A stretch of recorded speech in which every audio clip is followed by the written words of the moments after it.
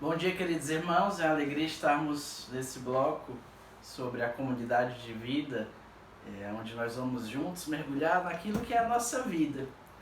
Vamos conversar ao longo desse bloco, como já começamos a fazê-lo, sobre a vida feliz a qual Deus nos chama. Em primeiro lugar, gostaria de refletir com você sobre essa questão fundamental. Jesus escolhe os que Ele quer.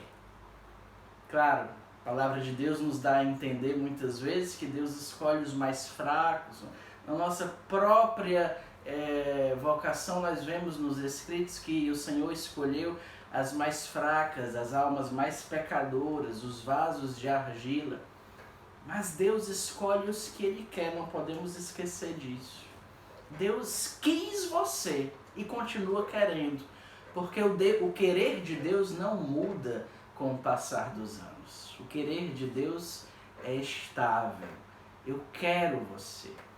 Por exemplo, até no caso de Judas, Deus não escolheu um traidor. Ele escolheu um apóstolo. Deus escolheu 12 apóstolos. E cada um recebe essa escolha como uma marca pessoal do amor de Deus por ele.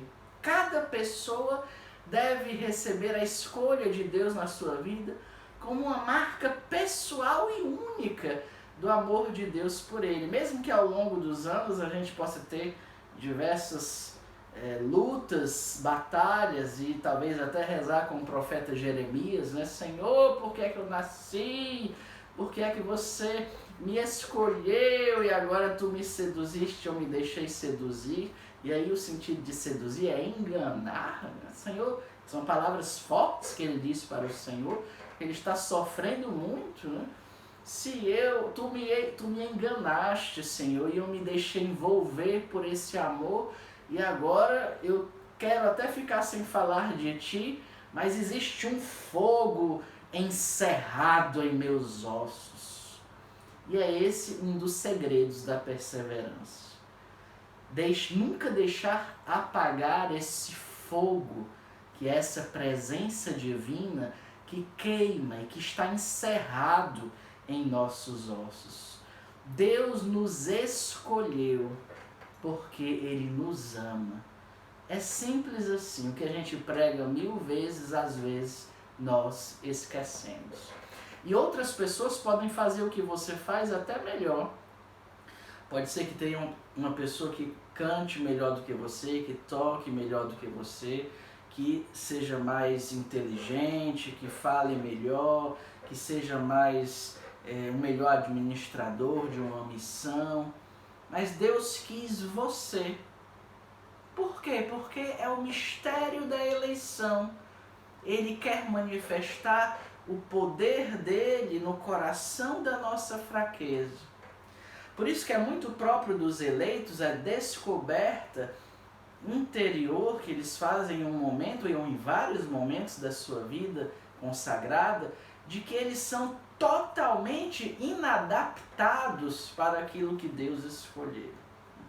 E aí ressoa aquelas primeiras palavras do Papa Bento XVI, quando foi eleito Papa. O que me consola é que o Senhor sabe se servir de instrumentos que não são próprios para realizar a sua obra. Se isso era válido, ele dizia, para com ele, isso é válido para conosco. E aí a gente vai, ao passar dos anos, de surpresa em surpresa, de glória em glória, porque muitas vezes nós vamos nos sentir quase que caindo num despenhadeiro e nós vamos ver o Senhor nos salvando de nós mesmos, de situações que nos escapam, do pecado, do demônio, das nossas feridas. A glória de Deus vai se manifestar nas nossas insuficiências, nas nossas inconstâncias. E aí a nossa vida consagrada vai se enchendo de gratidão, de louvor, eu vou fazendo memória, e por isso que o louvor é o motor de toda a vida consagrada, porque ele é ancorado no fazer memória, não é um louvor mecânico de quem fica dizendo, que nem sabe o que está dizendo, né, na oração, mas ele vai alimentando com a sua história, que é esse lugar teológico onde Deus se revela na sua vida. Foi isso que fez com que Davi não se amedrontasse diante de Golias. Ele fez memória dos feitos de Deus na sua vida. Uma vez estava pregando um discipulado e um discípulo perguntou: qual é o segredo da perseverança? E aí eu olhei assim para o céu, como aqueles bonequinhos de WhatsApp, né, que olha assim para cima, né? Jesus, me diga primeiro para mim, porque eu também gostaria de saber, né? E o Senhor foi dando a sabedoria para responder, como aquilo que muitas vezes o nosso fundador repete, é o hoje, viver o hoje, estar presente para o Deus que age no hoje. A graça está sobre nós no hoje da nossa vida, a cada dia basta o seu cuidado, disse Jesus. Mas também o fazer memória. E o Papa Francisco tem batido nessa prática espiritual que é ancestral. Fazer memória da ação de Deus nas nossas vidas nos faz nos lembrar que, por maior que seja o desafio, a dor, o sofrimento que eu viva no hoje da minha vida, eu já tenho uma história com Deus, uma história da salvação. E aí, como o rei Davi fez, o mesmo Deus que me livrou da boca do urso e do leão, me entregará esse gigante nas minhas mãos. Era um adversário muito superior a Davi. Mas o que interessava para ele não era o tamanho da sua fraqueza, não era a sua insuficiência, mas era a história que ele estava vivendo com Deus. A minha vida consagrada não é só minha ego, o meu eu. Sou eu em Deus, é Deus em mim, somos nós dois, porque nós somos uma vocação esponsal. Então é todos os dias na alegria e na tristeza, na saúde e na doença. Amando e respeitando o esposo de nossas almas, como ele nos ama, nos respeita e nos salva todos os nossos dias, até que a morte nos una num eterno face a face de louvor e de felicidade infinita.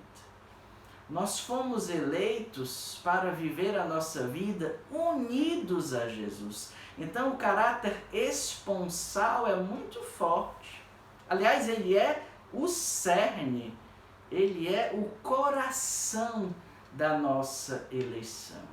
Abandonar a vocação à comunidade de vida a qual eu sou chamado é um tipo de divórcio com o Senhor, a não ser que realmente não seja a minha vocação. Mas atenção, cada passo que Deus vai te pedir para dar na tua vida, na minha vida, é um passo na santidade. Deus nunca vai te inspirar um caminho para que você seja menos santo. Então é importante ter esse referencial nos discernimentos, né? Às vezes as pessoas dizem, não é para mim não, eu quero viver no mundo, eu quero... Será que Deus... E é vontade de Deus, tá é a nossa cara isso, né? E se é a vontade de Deus, então lá fora eu serei mais santo do que dentro da comunidade de vida. Todo discernimento na vida de uma pessoa deve ser animado por um desejo maior de santidade. Até se for para sair, deve ser o desejo de uma maior santidade que deve me impulsionar. e não um desejo para fazer o que eu quero, um desejo, enfim, tantos desejos que se misturam dentro de nós e que são ilusão do demônio, porque parece muitas vezes que o mundo é perfeito e que só tem sofrimento aonde eu estou vivendo, né? Isso é uma ilusão de adolescente, às vezes, que nós temos, né? O jardim do outro é sempre mais bonito do que o meu. Por isso que é importante nós fazermos memória e nos lembrarmos que Deus nos escolheu. Deus me escolheu e a gratidão, eu vou vendo a ação de Deus na minha vida, as vitórias, e até quando eu caí, eu ver a vitória da misericórdia na minha vida. Até quando eu caí na tibieza dentro da vida consagrada, até quando eu talvez tenha até ofendido gravemente o Senhor e tenha sido tentado num determinado momento a ter uma vida dupla, e o Senhor foi, me alertou e me acordou e me salvou, e eu canto os louvores a Deus, que não me deixou entregue a mim mesmo, que retirou as escamas dos meus olhos, como Ele fez com Saulo, que foi lá na minha estrada para Damasco, onde eu estava indo me perdendo, e me fez cair, beijar a terra,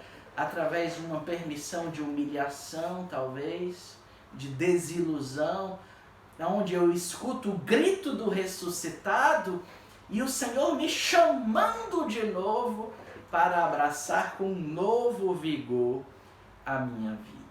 A minha vida, que é a comunidade de vida. O Senhor me chama, diz o Papa Francisco, para estar com Ele e para viver com Ele. O objetivo da minha vida é estar com Jesus e viver com Jesus. E aí eu me pergunto, como dizia São Bernardo, de vez em quando ele tinha esse hábito: Bernardo, para que tu entraste no convento? Porque é neste mosteiro que eu atingirei o maior grau de santidade, que eu honrarei a Deus e darei maior glória a Deus. Então, Bernardo, estás te tornando santo? Então nós devemos nos perguntar: por que eu entrei na comunidade de vida?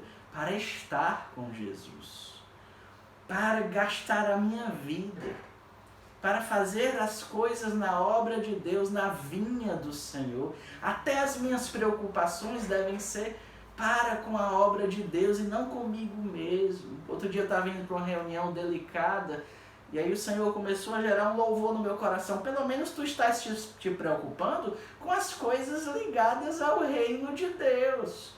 Não é com uma empresa, com um patrão chato, com uma demissão, você foi demitido, ou com isso, ou com aquilo. Coisas ligadas ao mundo, né? Mundo no sentido positivo, né, mesmo. Coisas ligadas à vida cotidiana de uma pessoa que é chamada a trabalhar no mundo. Não, as minhas preocupações são todas ligadas com a vinha do Senhor. Porque a minha vida é missão, o que eu sofro é missão e o que eu me alegro é missão. Eu descanso, às vezes a gente diz assim, né? Eu vou descansar para me ofertar melhor. Está certo. Mas até o meu descansar é um ofertar. Porque não existe nada desconectado. Tudo é uma só realidade. O meu descanso é missão. Também agora, não é que agora todo dia a gente vai descansar, não, porque eu estou em missão, né? Não é bem assim, mas entende o que eu quero dizer? É uma vida unificada, é o nosso coração que é dividido. Eu estou de férias, não me fale em apostolado. E se for uma urgência? Por que eu não posso falar de apostolado se a minha vida é missão? Quando eu vou de férias, eu gosto de contar para a minha família os feitos do Senhor na vida apostólica e aquilo que Ele está preparando. E aquilo dali não tira o meu descanso. É diferente da pessoa que não consegue falar de outra coisa, né? Não consegue viver uma vida encarnada na simplicidade do dia a dia. A gente sabe, né, a justa medida de cada coisa. Por que eu não posso falar de um testemunho da obra de Deus? Só porque eu estou de folga? Só porque eu estou de férias? Né? Outro dia eu estava fazendo um retiro pessoal e escutei uma pessoa aos prantos na capela. Eu tinha entrado na capela da Comunidade de Vida aos prantos. Aí eu olhei para trás e vi um irmão da obra chorando muito. Aí eu olhei assim para Jesus: Senhor, eu estou de retiro pessoal, eu estou em silêncio. E aí o Senhor me fez compreender que o que quebra o silêncio é a falta de caridade, é a indiferença para com o outro. E aí no retiro pessoal, mesmo que eu estava fazendo, eu me levantei e disse: meu irmão, você quer que eu reze por você? Quero, rezei. Depois saímos um momento, escutei. Eu devo ter passado 1 hora mais ou menos com aquela pessoa. Claro que isso não pode acontecer, né, em todo retiro pessoal. Mas é aquela parábola do bom samaritano, né? O sacerdote ou levita estava caminhando e viu um homem caído na beira da estrada. E aí o que é que ele vai fazer? Vai deixar o homem ali na beira da estrada? Isso é estar com o Senhor. A nossa vida é uma só realidade. Estar com Deus, viver com Deus. E aí Santa Teresa vai dizer que viveu muitos anos numa certa tibieza e quando se deu conta da intensa vida espiritual a qual Deus a chamava, ela escreveu: eu compreendia bem que havia uma alma, mas a estima que merecia essa alma, a dignidade daquele que a habitava, eis o que eu não compreendia. Se eu tivesse compreendido como compreendo hoje, que nesse pequenino palácio de minha alma habita um tão grande rei, eu não teria deixado sozinho tanto tempo. Eu teria estado mais frequentemente perto dele. E teria feito o necessário para que esse palácio fosse menos sujo. Como é admirável imaginar que aquele cuja grandeza encheria 1000 mundos e mais ainda consinta a estar assim em uma morada tão pequenina. Irmãos, nós estamos em Deus, mas será que nós temos consciência de que Deus está em nós? Ou será que a nossa oração pessoal é como uma sessão de terapia na qual eu falo comigo mesmo, né? Onde eu falo comigo, eu estou realmente diante de Deus? Será que na minha oração pessoal eu deixo a minha imaginação ir pelos caminhos que ela quiser? A imaginação louca é como uma mosca, né? Você a afasta, não fica preocupado com isso, porque nós somos dispersos mesmo. Eu afasto aquele pensamento que surgiu e me volto para Jesus. E se naquele dia eu tiver essa tentação, ou essa, não é nem uma tentação muitas vezes, pode ser também, mas apenas essa realidade humana que é a distração, 100 vezes eu me distraí, 100 vezes eu me volto para aquele que habita em minha alma. Deus está em mim, um grande rei. Eu nunca estarei sozinho. Eu nunca estarei sozinho. Ele habita na minha alma. Jesus, quando eu não souber o que fazer na minha oração, porque não é uma questão de fazer, né, mas de amor, eu posso simplesmente me dar conta dessa presença. Jesus, tu estás aqui.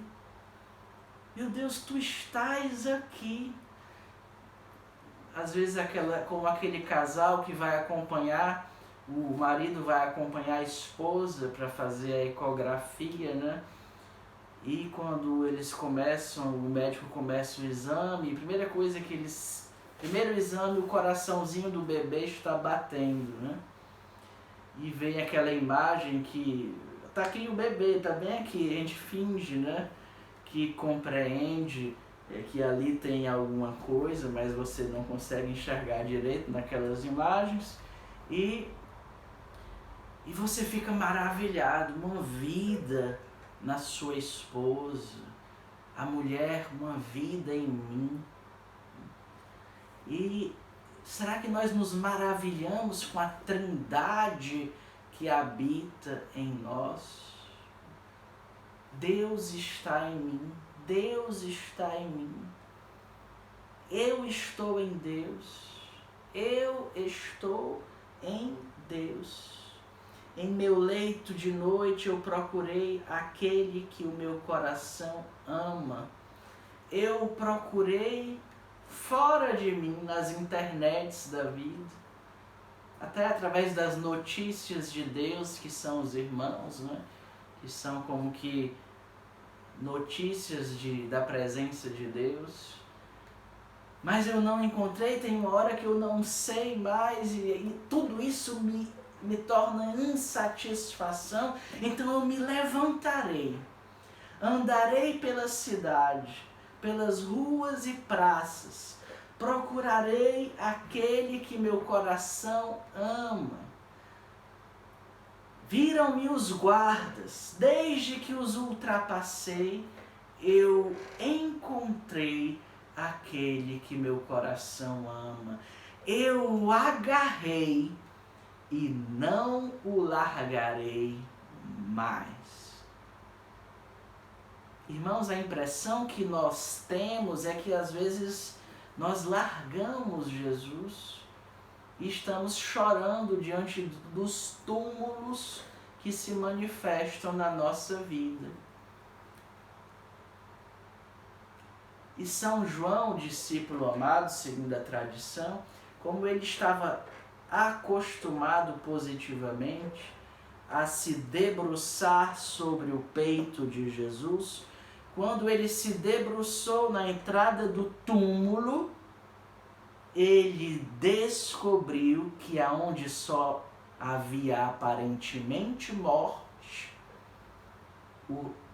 na verdade não existia mais a morte, mas o ressuscitado. Diz a palavra de Deus, ele viu e ele creu. Ele viu o quê? Um túmulo vazio.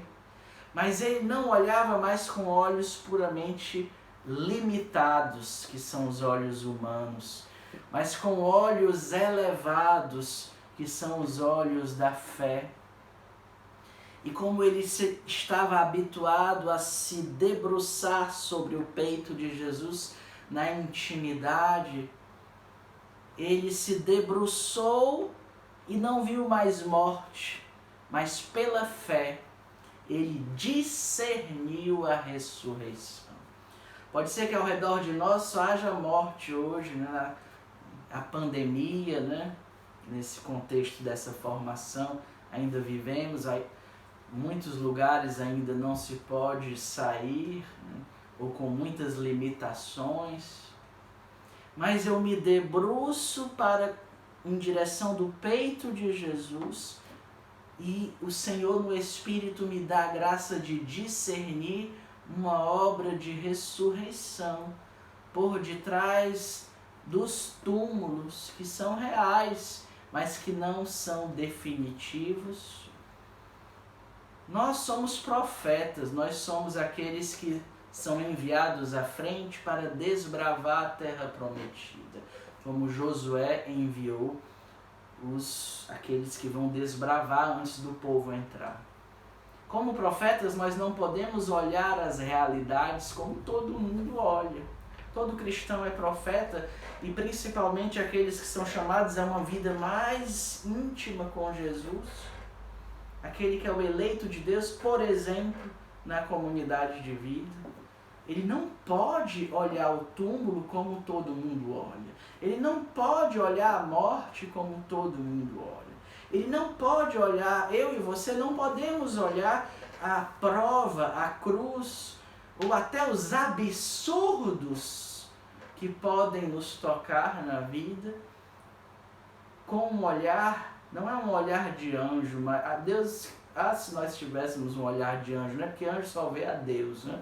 Mas um olhar elevado e não simplesmente escravo de uma realidade puramente visível a olhos humanos.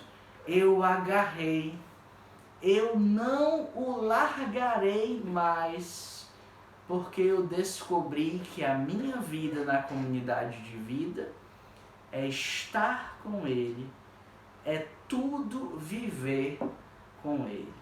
Partilhe com a pessoa que está do seu lado sobre como você tem vivido esse período. Partilhemos de 2 em 2.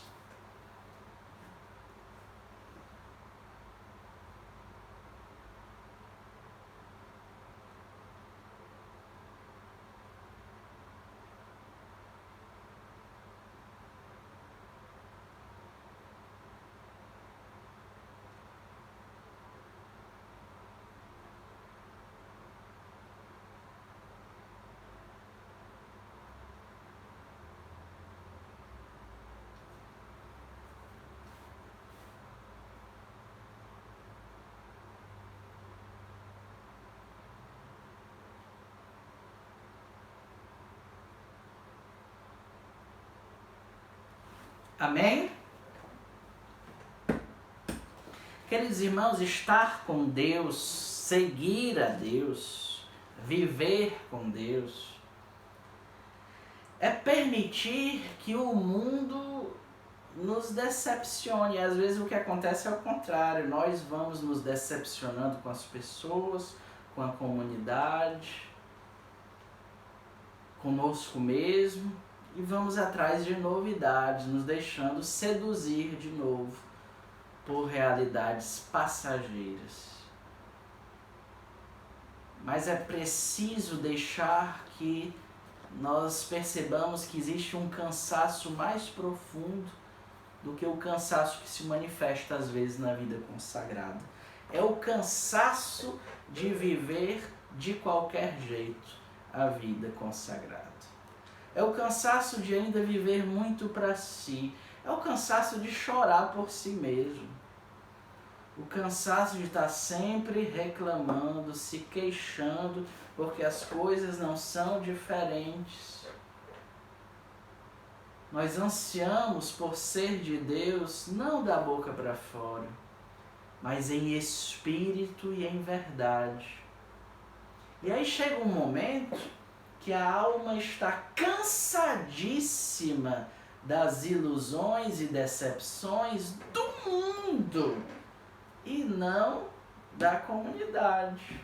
A comunidade pode ser que você se decepcione também, em muitos casos é até saudável, contanto que isso não destrua a sua eleição. Porque você também decepciona a comunidade, como eu, né? Então é normal que todos nós nos decepcionemos uns com os outros.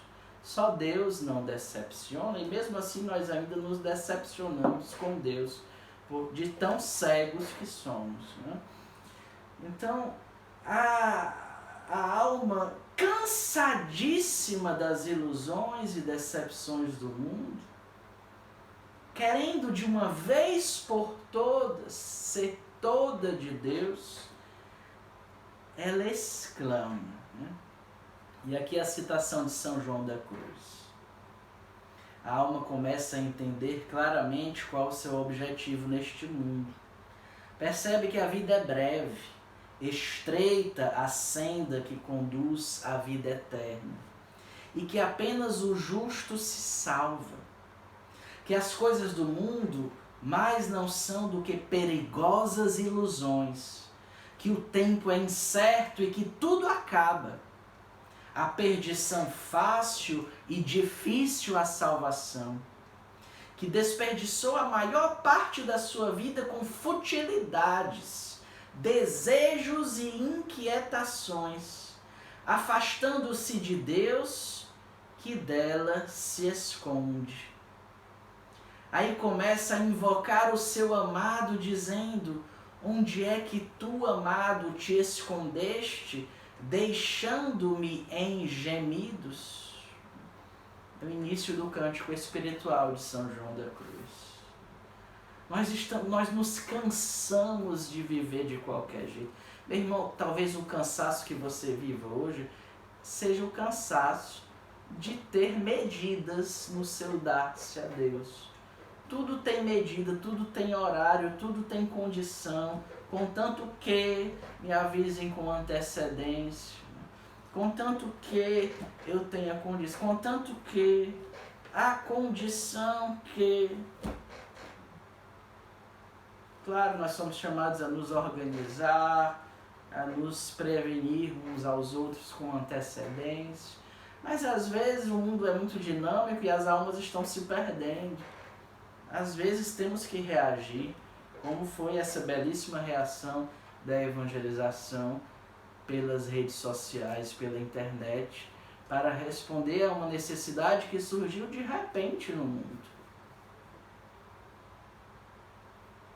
E aí nós precisamos parar de pôr condições.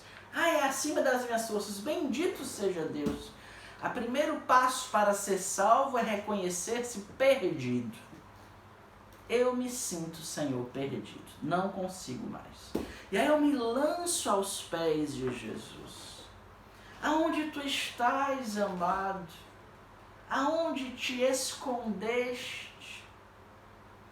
Eis que minha alma está com gemidos. Eu me levantarei. Eu irei em busca do meu amado. Talvez você ou eu tenhamos perdido o amado de vista. Não seja a vocação, mas o amado. O definitivo produz em nós essa rendição. Quando eu encontro o amado, eu me rendo ao meu amado, para viver o resto da minha vida com Ele. Não com improvisações, mas me dando... Meu computador bloqueou aqui, né? Sempre nessas horas assim. Pronto, os anjos agiram, né? Então, deixar que o Senhor nos lembre que a nossa vida é uma vida, não é a nossa vida é que é a festa que nunca acaba, não é o aleluia, não, né? Aleluia também, né? Mas a nossa vida é uma festa que nunca acaba, mas no ritmo cotidiano. E talvez nós esqueçamos da festa que é o ritmo. Depois que a minha esposa ficou doente, durante um período bastante longo, eu fiquei impossibilitado de viver o ritmo ordinário. Meu Deus, que sofrimento, que sofrimento! Eu me sentia mais fraco, eu me sentia mais vulnerável, eu me sentia perdido. E ao mesmo tempo eu ia para Deus e dá-me um ritmo no próprio extraordinário que eu vivo hoje, Senhor. E Deus, com a ajuda das autoridades, do formador, Deus foi me dando um ritmo no extraordinário, até que o extraordinário fosse se tornando de novo extraordinário e o ritmo cotidiano fosse se tornando de novo ritmo cotidiano. E claro que ainda há situações extraordinárias na minha vida, toda a nossa vida é extraordinária de uma certa maneira, né? Mas com mais espaço hoje para o ritmo ordinário. Porque isso dá norte, isso dá força, guarda o nosso foco, a vida ordinária com um amor extraordinário, não mecanicamente. São Tomás de Aquino vai dizer que o ato humano ele é feito de um ato interior que transborda no agir exterior, no ato exterior. O ato interior é quando a minha inteligência ela revela o bem que eu devo aderir. Então, com um ato de vontade, eu abraço a verdade a qual eu sou chamado a aderir naquele dia, que é a vida cotidiana. Se eu parar de aderir interiormente e viver o exterior apenas, eu posso estar rezando horas, eu posso estar indo à missa todos os dias, mas de uma maneira puramente mecânica. E aí às vezes a gente se horroriza, às vezes com tal irmão que deixou a comunidade, de repente caiu no mundão, né? Ai meu Deus, 10 anos, sei lá, 5, 10, 15, comungando todo dia, rezando tantas horas por dia, servindo a Deus, e como é que de repente caiu no mundo de novo? Nós não temos o direito de julgar ninguém, mas nós podemos emitir algumas reflexões sobre isso. Uma delas é quando foi que eu parei de aderir com o meu coração. Por um ato interior eu fui aderindo. E o ritmo ordinário nos ajuda a aderir. Eu lembro quando eu era postulante, quando eu entrava no banheiro, na casa dos rapazes, e algum irmão consagrado tinha esquecido tal, aí eu olhava assim, claro, estava sozinho no banheiro, aí eu colocava o tal assim ao redor do meu pescoço, aquele cordão sujo, né, daquele irmão, mas eu tinha assim aquele, meu Deus, um dia eu vou usar esse tal, e com esse cordão marrom, meu Deus, fazia ali quase um ritual ali antes de tomar banho, né? Acabava sujando mais o cordão no colo do irmão, poderia ter deixado para fazer depois do banho, né? Mas brincadeiras à parte. Depois eu lembro da minha consagração, dia 15 de junho do ano 2000, no Rio de Janeiro.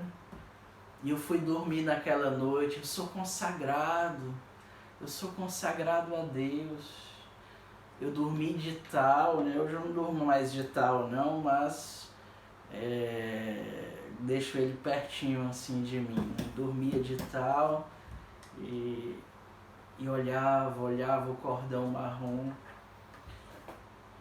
E eu sou consagrado a Deus. E aí foram começando os dias ordinários, com um amor ao qual eu era chamado extraordinário. Mas vivendo a vida ordinária com Deus, tendo a Deus como meu tudo. E assim todo o resto não vai me engolir, né? Santa Zélia Martin, a mãe de Santa Teresinha, dizia, né? Reza e não te deixarás arrastar pela torrente da vida. A vida é uma torrente. E quando nós rezamos, nós ordenamos essa torrente para o céu. Mas não é rezar mecanicamente. É todos os dias, Espírito Santo, dá-me a graça de rezar no Espírito. É levar a sério a unção que nós recebemos. Nós temos uma unção. Outro dia, minha esposa Luciane começou a ter muitas gripes, como se diz, aquelas gripes que se aproveitam da imunidade que está baixa, né? E aqueles vírus que entram ali. E aí ela estava muito sofrida, porque era um tempo sem quimioterapia, e eu queria estar aproveitando mais assim, a vida comunitária, as coisas. Mas eu todo o tempo gripando. E disse, amor, vamos fazer uma novena carismática. Toda noite eu vou rezar por você. 9 dias, orando em línguas, se abrindo as palavras, cura. Vamos invocar a unção do sacramento do matrimônio. Toda noite rezava, colocava a mão. Depois, já pelas tantas, ela começou a rezar por mim também. E aí foi uma novena no poder do Espírito. E ela melhorou muito depois dessa novena, quase não gripou mais naquele período específico. Nós precisamos nos lembrar que Deus nos deu uma unção para rezar também, para a nossa oração pessoal, invocar o Espírito. Aqui o Padre Amedeo Centini fala de um testemunho sobre o ritmo ordinário do cardeal Bernardin. Peraí, não é nessa página. Rapidinho. Muito forte. Ele diz, o cardeal que dá o testemunho: eu vivi um momento revolucionário na minha vida. Com 50 anos, me dei conta da escassa qualidade da minha oração, ligada também à escassa qualidade do tempo a ela dedicado. Decidi então dar a Deus a primeira hora da minha jornada, afastando qualquer impedimento a isso, para estar com Ele em oração e meditação, onde eu teria tentado abrir ainda mais a porta para que Ele pudesse entrar. Isso colocou a minha vida numa perspectiva nova e mais elevada. O que eu vi com o passar dos anos é que o efeito daquela primeira hora não acaba quando a hora termina. Aquela hora me une com o Senhor na primeira parte do dia, mas também unido a Ele durante todo o restante do dia. Essa é a nossa vida. Uma oração em espírito e em verdade, ela vai me unindo ao Senhor não apenas naquelas horas de oração. Imagine um cardeal aos 50 anos se deu conta de que tinha passado boa parte da sua vida consagrada a Deus numa escassa oração. Nós podemos ter vários anos de comunidade, infelizmente, e termos uma escassa qualidade. O cardeal Martini, comentando esse testemunho, ele diz, é uma página instrutiva, porque mostra como um padre, um bom bispo, levou quase 20 anos para chegar finalmente a um certo equilíbrio, para entender qual era a sua necessidade de oração. Ele nunca havia negado, mas antes disso, havia colocado outros compromissos em primeiro lugar. Querido irmão, talvez nós nunca tenhamos negado nossa necessidade de oração, mas colocamos tantas coisas no lugar e começamos a marcar reuniões demais na nossa hora de oração. E o extraordinário vai se tornando ordinário, e nós vamos perdendo o ritmo. Nós vamos perdendo o ritmo e por isso vamos perdendo o foco. E por isso nós não vamos mais abraçando a nossa vida por um ato interior, mas vão se tornando coisas mecânicas. Eu vou perdendo a liberdade da minha opção por Deus e vou me deixando arrastar pela torrente das preocupações. É muito importante também nesse ritmo cotidiano nós termos cuidado em preservar a nossa alma, porque nós estamos em contato com o mundo. Nós encontramos jovens, nós encontramos pessoas que estão em contato com o mundo e nós precisamos fazer sermos vigilantes para proteger a nossa alma, não nos expormos a tudo. Ah, mas eu preciso saber o que acontece no mundo. Veja aqui esse testemunho de um bispo. Aquele que pensa que pode ler tudo, ouvir tudo, ver tudo, aquele que se recusa a dominar a própria imaginação e suas necessidades afetivas, não deve se empenhar no caminho da consagração. Eu posso ler qualquer coisa, ver qualquer coisa, sem nenhum perigo, sem sentir a menor perturbação. Se alguém fala assim, eu não posso levar essa pessoa a sério. Deus não poderia permanecer fiel a essa pessoa. Por quê? Porque essa pessoa vive uma mentira. A fidelidade de Deus se encarna na verdade da minha pobreza. E aí ele vai dizendo, até, por exemplo, na necessidade de lazer que nós temos, nós precisamos ter cuidado. E não é diabolizar a televisão ou a internet, não é nada disso.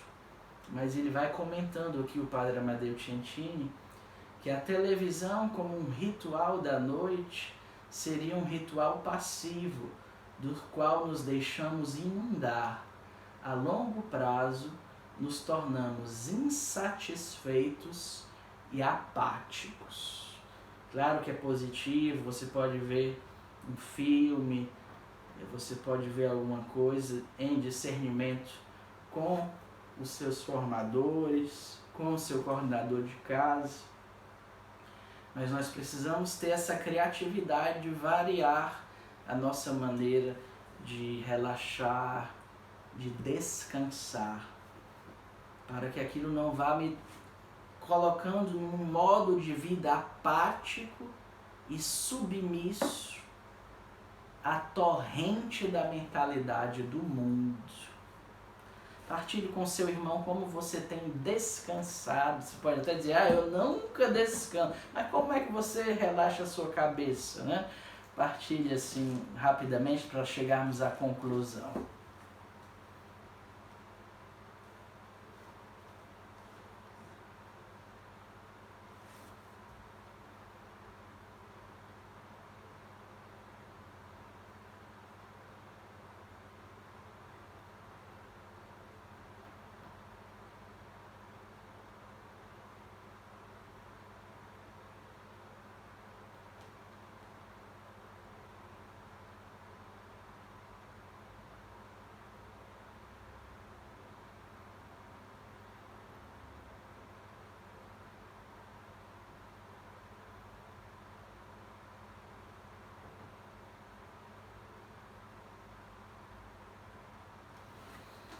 Amém? Estar e viver com Deus como Jesus estava e vivia com o Pai. Nosso modo de vida é cristiforme. É o mistério pascal, o paradigma da vida cristã e especialmente de um shalom dentro da comunidade de vida. Por isso nós precisamos nos reconciliar, como dizia o Papa Francisco, com o caráter bélico da nossa existência. Vai haver sempre luta, vai haver sempre combate. E eles tendem a aumentar muitas vezes diante do que vive a humanidade. A humanidade sofre, chora e as almas esposas de Jesus querem estar ali com um tempinho para si.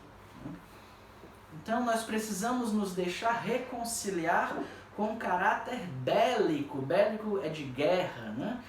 Da existência cristã. A nossa vida é uma guerra. Nós temos que chegar a um ponto como aqueles soldados que quando estão na caserna, eles estão ali jogando baralho e...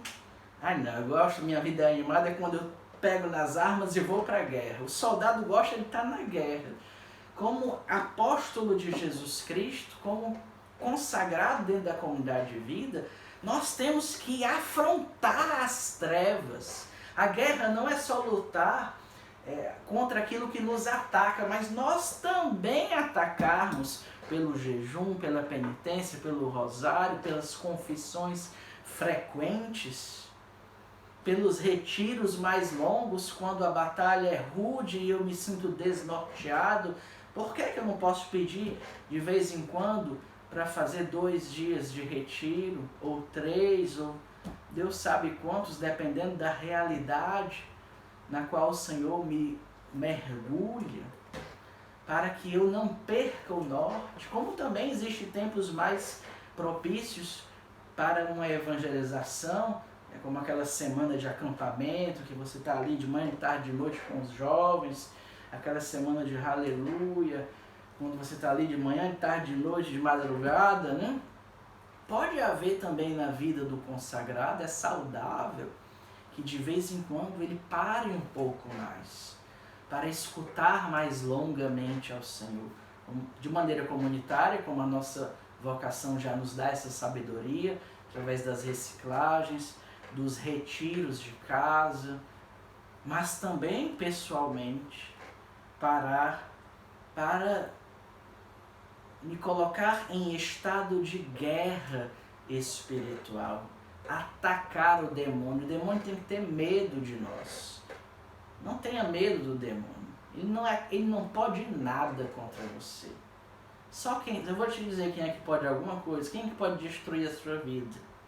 Vou dizer bem direitinho. Você mesmo. Eu posso destruir, infelizmente. O pessoal estava até rindo, porque um dia a gente estava numa coinonia aqui, e aquela brincadeira que você vai dizendo, né? Livro predileto, filme predileto, um acontecimento, enfim. E tinha maior medo.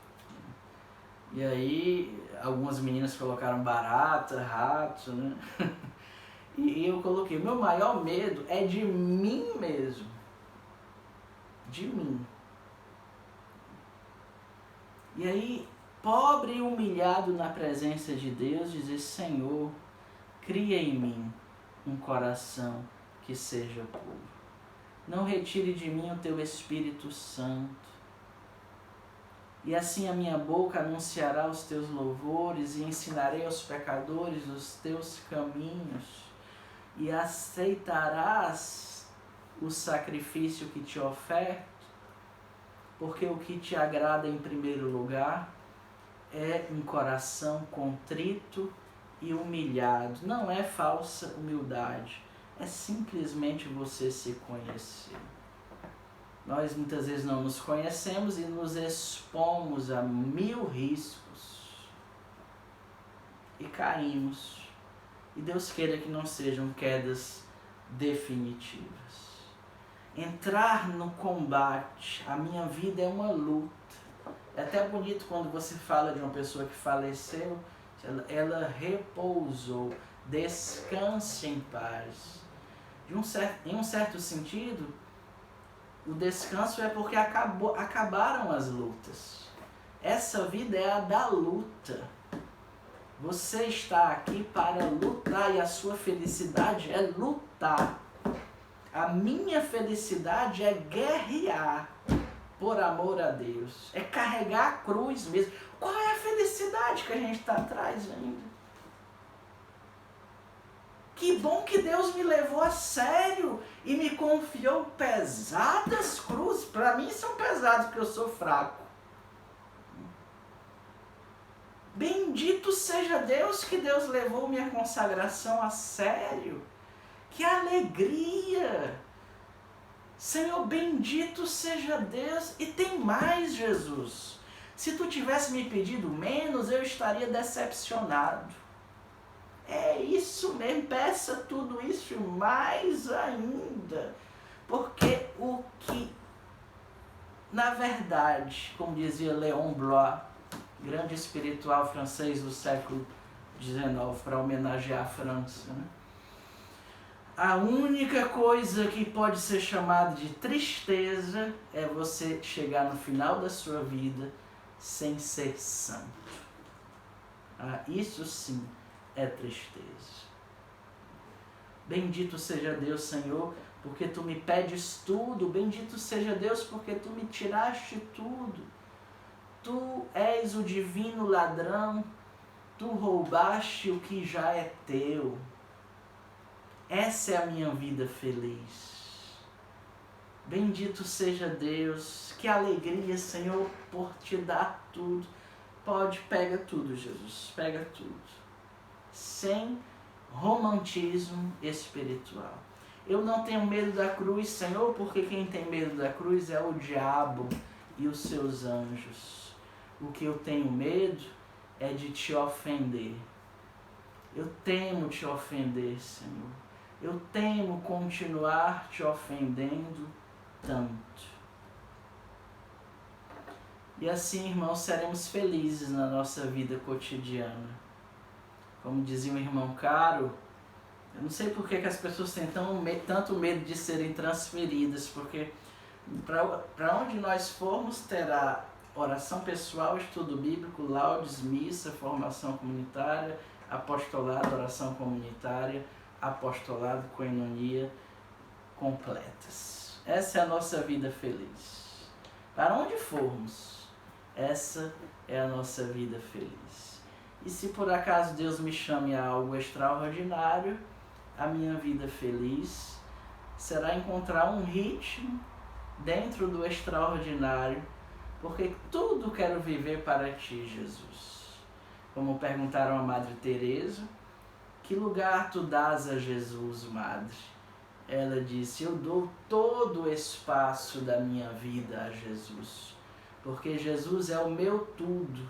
Ele me desposou na ternura e na doçura, e eu quero me entregar totalmente ao meu divino esposo. Essa entrega é no sim de cada dia, todos os dias felizes. Louvado seja nosso Senhor Jesus Cristo, para sempre seja louvado. Shalom.